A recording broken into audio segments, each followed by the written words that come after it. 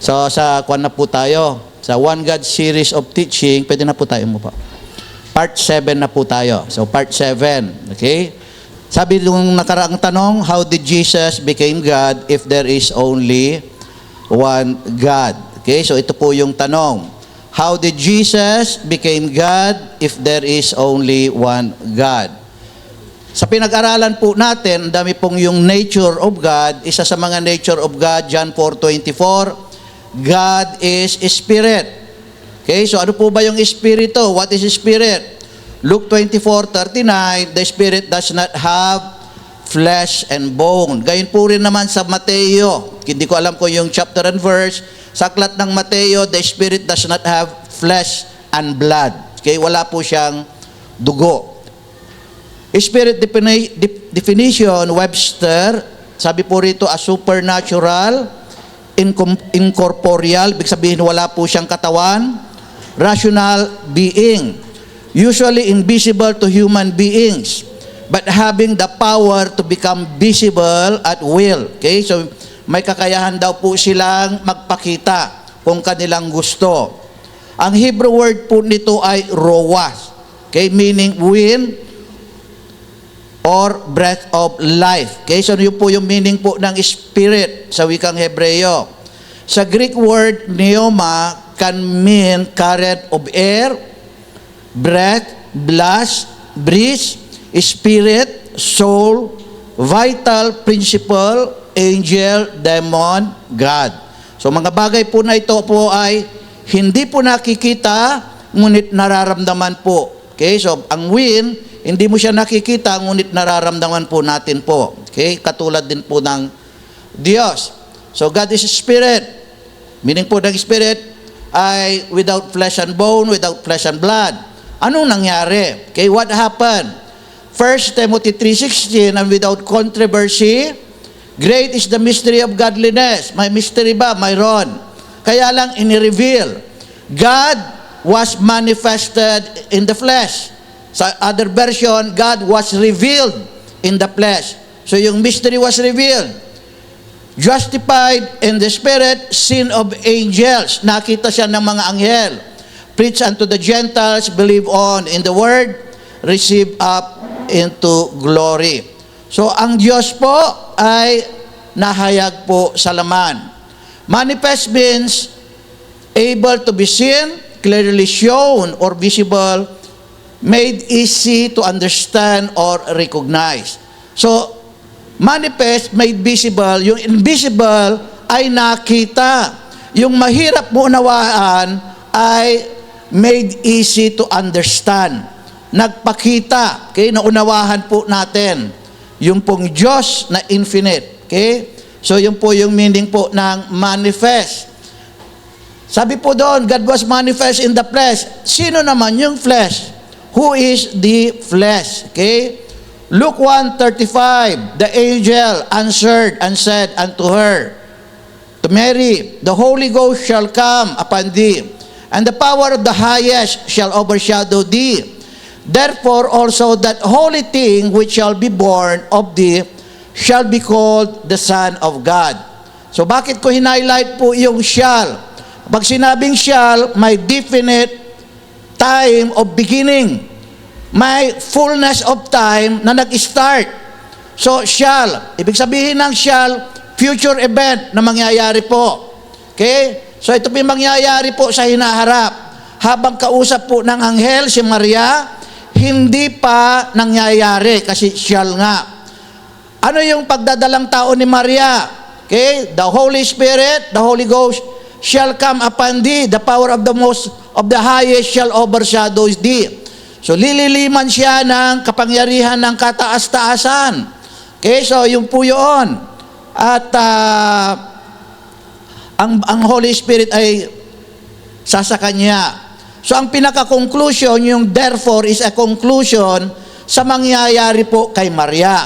So yung pinaka-conclusion, therefore also that thing shall be born of thee shall be called the Son of God. So yung Son of God ay nangyari na sa specific point in time in the future. Nangyari po yon, may beginning po yung Son of God Kasi nga, ito po ay conclusion ng pagdadalang tao ni Maria sa pamamagitan po ng Holy Spirit. So conclusion, kaya nga ginamit po yung salitang therefore. Naunawahan po ba natin? So, yung Son of God is a conclusion to the virgin birth of Mary by the Holy Ghost. Okay? Nangyari at lumitaw po yung title po na Son of God. So, position po yon. So, what is the name of the Son of God? Luke 1:30 to 31, at sinabi sa kanya ng anghel, "Huwag kang matakot, Maria, sapagkat nasumpungan ka ng biyaya sa Diyos. At narito, maglilihi ka sa iyong tiyan, at manganganak ka ng isang lalaki, at tatawagin mo ang kanyang pangalang Jesus." Okay? So yung Son of God, sa pamamagitan ni Maria, ayon dun sa Luke 1:35, si Maria po rin po yung kausap po doon, ay ang ipapangalan niya po sa Son of God ay Jesus. Okay? Yung pinag-aralan po natin nung nakaraan, ang meaning po ng Jesus o sa Yahushua o Yeshua ay Jehovah Salvation. Pinag-aralan po natin po nung nakaraan. So purpose of the Son of God, ano po ba yung layunin ng Son of God? Bakit po ba siya ipinanganak? Number 1 is to save us from our sins. Matthew 1:21, "And she shall bring forth a son, and thou shalt call his name Jesus, for he shall save his people from their sins." So pinakalayunin ng Son of God, kaya siya pinanganak, ay para iligtas po tayo sa ating mga kasalanan. Number 2, bakit ba siya pinanganak? To destroy the devil who has the power of death over us. Para gapiin po yung diablo na may kapangyarihan sa atin sa kamatayan. Hebrews 2:14, "Therefore, since the children have flesh and blood, he himself also shared the same things." Nagkatawang tao din po siya. "So that by his death, he might destroy the one who has the power of death, that is the devil." So, dahil tinanggap na natin ang Panginoong Jesucristo sa atin, wala nang kapangyarihan ang diablo sa atin. Sino na may hawak ng buhay at kamatayan po natin? Revelations 1:17, sabi ng Panginoong Jesucristo, "I am the first and the last. I hold the keys of Hades, of death and Hades." Okay? Siya na yung may hawak. Pero sa mga hindi mananampalataya, si diablo ay may hawak ng kanilang kamatayan. Natutuwa po ba tayo? Amen. So si Jesus Christ na ang may hawak ng kamatayan po natin. So kung ang gusto ng Diyos ay mabuhay po tayo, mabubuhay tayo hanggang sa gusto po ng Diyos. Amen. Ano po ba? Ano pa ba? The appeasement of God's wrath. Okay? Ito po ay pampalubag loob sa galit ng Diyos.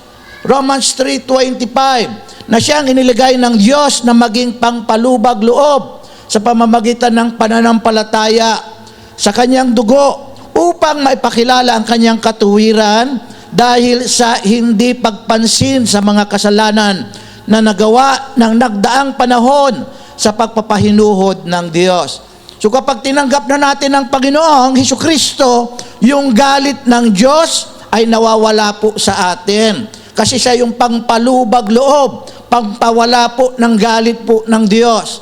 Ang nakikita po ng Diyos po sa atin ay ang Panginoong Hesukristo, dahil nanampalataya po tayo sa Kanya at hinugasan po tayo po ng Kanyang banal na dugo. Okay, malinaw po ba? So ano pa ba? The sacrifice of our sins. Hebrews 10, verse 10. By His will we have been made holy through the offering of the body of Jesus Christ once for all. So dahil daw po ang Panginoong Jesucristo yung sacrificial offering para sa ating mga kasalanan, hindi na daw po dugo ng tupa, dugo ng hayop, kundi dugo na isang banal. Okay? Ang dugo ng ating pong Panginoong Jesucristo, hindi na tayo kailangan mag-offer taon-taon para sa ating mga kasalanan para ito po ay maalis. Okay? Hindi katulad na ng dati na yung mga Jews noong unang kapanahunan, every year nag-o-offer po sila ng dugo po ng hayop. Si Jesus Christ, inoffer na yung kanyang dugo once and for all. Okay? Ang tanging gagawin na lang po natin ay ipahayag natin ang kasalanan sa Kanya kapag po tayo po ay nagkasala. 1 John 1:9, if you confess your sins, He is faithful and just to forgive your sins and cleanse us from all our unrighteousness. Okay? So yun po yun. Number 5 is to show us how to live a holy life. So, pinakita ng Panginoon, He is our example in order for us to live a holy life. Hebrews 2:18, sabi po rito, for since He Himself suffered when He was tempted, He is able to help those who are tempted. Pero siya, bagamat siya tinukso, hindi po siya nagkasala po kailanman. So He is our role model kung paano tayo mabubuhay ng isang banal na pamumuhay. Pinakita ng Panginoong Jesucristo po yan sa pamamagitan ng kanyang buhay. Okay? Dual nature of Jesus Christ. Okay? Dalawang kalikasan ng Panginoong Jesucristo. From the Bible, we see that Jesus Christ had two distinct natures in a way that no other human being has ever had. So sa Biblia, pinapakita ng Panginoong Jesucristo ay may dalawang kalikasan na magkaiba. One nature is human or fleshly, the other nature is divine or spirit. Okay? So isang kalikasan, yung kanyang pagkatao, isang kalikasan, yung kanyang pagkadiyos. Jesus was both fully man and fully God. Siya ay talagang tao, ngunit siya rin po ay talagang Diyos. The name Jesus refers to the eternal Spirit of God, the Father. So ito yung, sabi nga nung napag-aralan po natin nung nakaraan, I have revealed your name, sabi sa God the Father. Sinabi po ni Jesus Christ. So yung Jesus, ito po yung revealed name of the Spirit God, dwelling in the flesh, na nakatira sa katawan. We can use the name Jesus to describe either one of His two natures or both. So, pwede natin gamitin. Panginoong Hesus. Pag sinabi mo Panginoong Hesus, kapag nananalangin ka, you are directing your prayer to our Father. Okay lang po yon. In the name of Jesus. Okay? So, yung tinuro po sa atin. Or Father, Lord Jesus. We can use the name. Okay? For example, when we say Jesus died on the cross, we mean His flesh died on the cross. When we say Jesus lives in our hearts, we mean His Spirit is there. So, yun po yung dalawang nature. Below is a comparative list that will illustrate what we mean when we say Jesus had two natures or a dual nature. Okay? So ito po yung mga listahan. So sa right side ninyo ay makikita ninyo na column na as a man. Jesus as a man. Sa left side naman ninyo, makikita ninyo na column na Jesus as God. Halimbawa, number 1, He was born a baby. So Jesus, ang Diyos hindi pinapanganak, pero ito po yung nature of Jesus as a man, na siya ay ipinanganak. Kapag titignan mo naman sa Micah 5:2 at John 1:1-2, existed from eternity. Ano pag nakalagay sa Micah 5:2? But out of you, Bethlehem Ephratah, will come forth from the tribe of Judah, whose going forth is from everlasting, from ancient of days. Pag sinabing ancient of days, Diyos po yun. He is from everlasting. Ano naman ang sinasabi ng John 1:1-2? In the beginning was the Word, and the Word was with God, and the Word was God, and the Word became flesh. So yun po yun. Sa another column, number 2, grew mentally, physically, spiritually, socially. Yun po yung binabanggit ng Luke 2:52. Yun po yung pagkatao ni Jesus. Pero pa yung pagkanyang pagka-Diyos, ayon sa Hebrews 13:8, He never changes. Sabi po doon, I am the same, yesterday, today, and forever. Number 3, was tempted by the devil. Bilang tao, bilang kanyang pagka-Diyos, siya naman yung nagpapalayas po ng demonyo. Cast out devils. Kinakatakutan po siya ng mga demonyo. Bilang tao, he hungered. Nagutom po siya. Bilang Diyos, siya yung bread of life. John 6:35. And miraculously fed multitudes. Ang dami niyang pinakain. 5,000 and 4,000. Number 5, Jesus thirsted. He thirst. Siya po ay nauhaw. Pero bilang kanyang pagka-Diyos, He gave living water. Bilang tao, He grew weary. Napagod po siya. Bilang Diyos, siya yung nagbibigay ng kapahingahan. Mateo 11:28. Come unto me, all of you who are heavily laden, and I will give you rest. Siya yung nagbibigay po ng kapahingahan. Bilang tao, slept in a storm. Pero siya rin yung nagpakalma po sa storm. Sabi ng mga disciples, sinong taong ito na maging ang kalikasan ay sumusunod sa Kanya? Bilang tao, Jesus Christ prayed. Pero bilang Diyos, according to John 14:14, sabi ni Jesus Christ, whatever you pray in my name, I will do it. Sabi ni Jesus Christ, siya daw. Siya yung sumasagot po sa panalangin. Bilang tao, was scourged and beaten. Siya yung pinahirapan. Bilang Diyos, siya yung nagpapagaling sa mga may sakit. Bilang tao, siya ay namatay. Bilang Diyos, raised His own body from the dead. Sabi ni Jesus Christ, destroy this temple and I will raise it in 3 days. 21, He was talking of His body, the temple. Siya yung bumuhay ng kanyang katawan.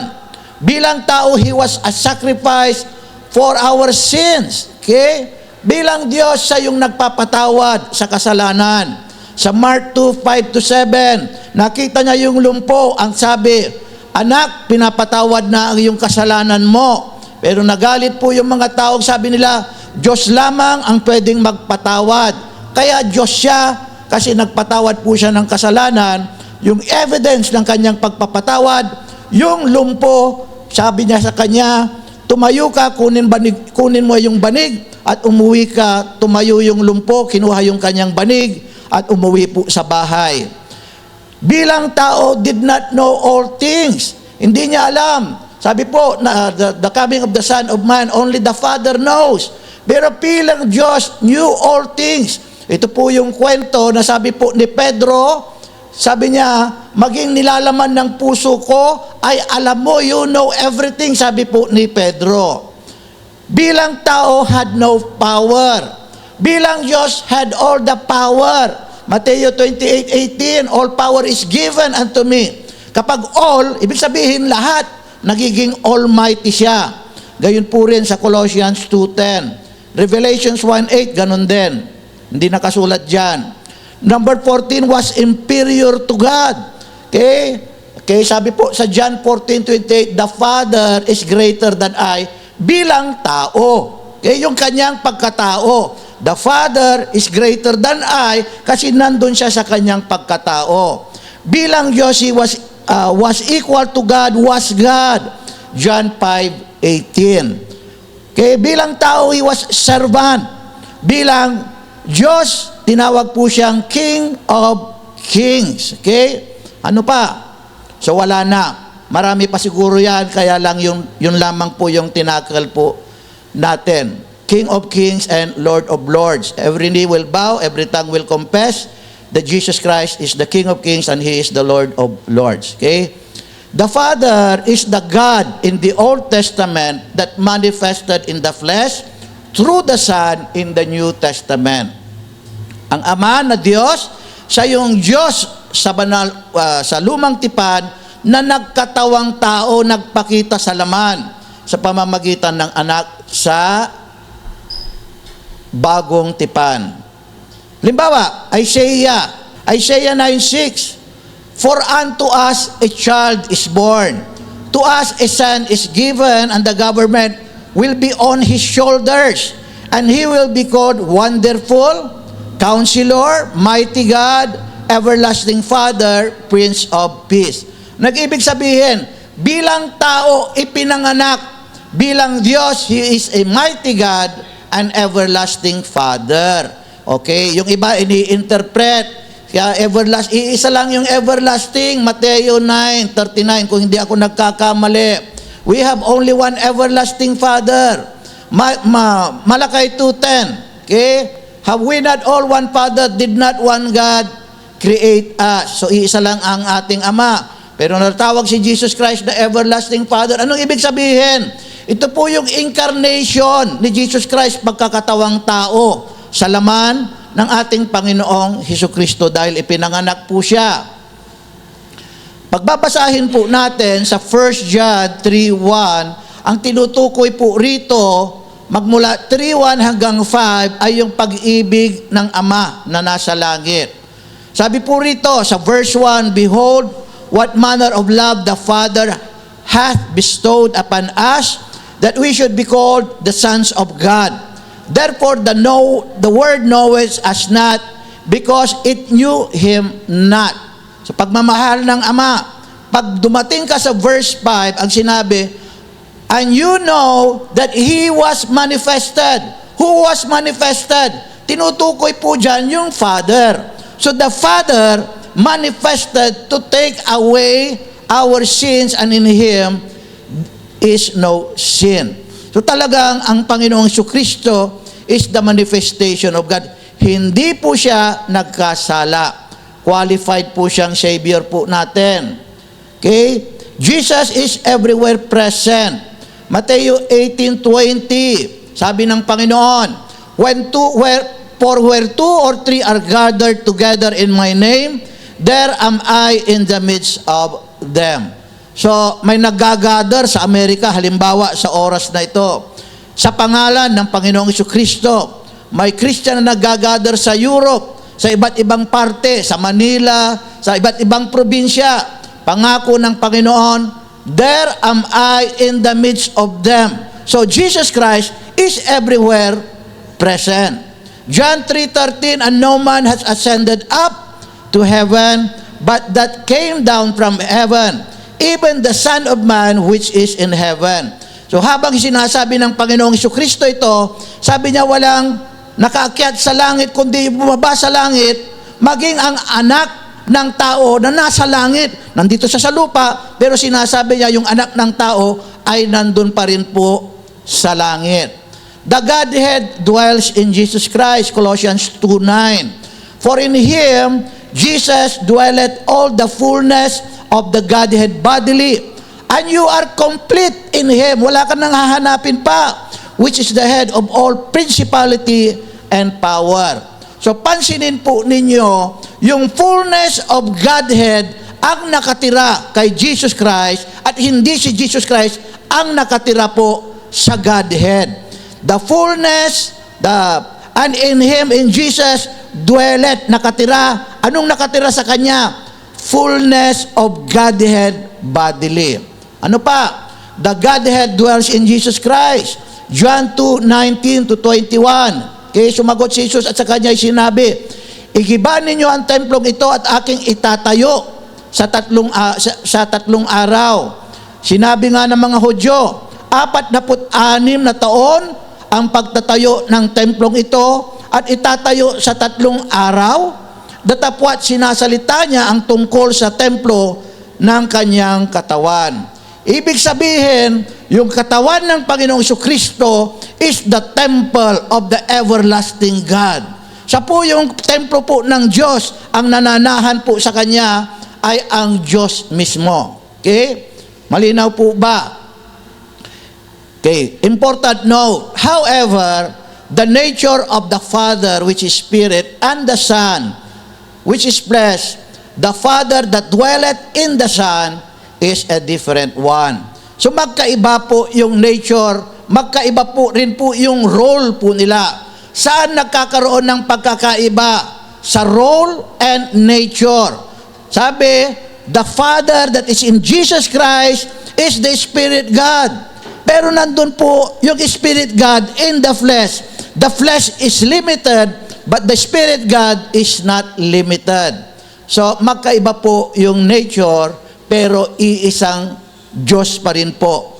Hindi po nagkaroon ng ibang Diyos, o gumawa po ang Diyos ng ibang Diyos. Pero iisang Diyos na nagkatawang tao.